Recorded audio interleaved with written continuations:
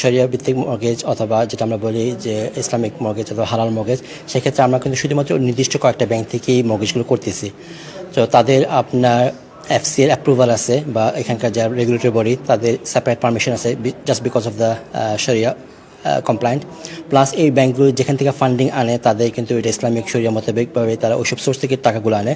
আর আপনার এখানে Islamic scholar থাকে, বোর্ড শরিয়া বোর্ড থাকে এই ব্যাঙ্কগুলোতে, যারা আপনার মনিটর করে আপনার অ্যাক্টিভিটিসগুলো, যে ব্যাঙ্ক থেকে ফান্ড আনতেছে, কীভাবে ফান্ড ডিস্ট্রিবিউট করতেছে।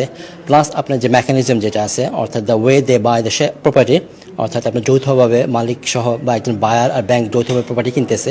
সো পুরো প্রক্রিয়াটি কিন্তু ইসলামিক শরিয়া মোতাবেক হইতেছে এবং এখানে শরিয়া বোর্ড কিন্তু আপনি এটা অবজার্ভ করতেছে বা মনিটরিং করতেছে। সো এটা আপনার এই জন্য আমরা এটা বলতে পারি যে এই মর্গেজগুলো কিন্তু আপনার শরিয়া কমপ্লায়েন্ট।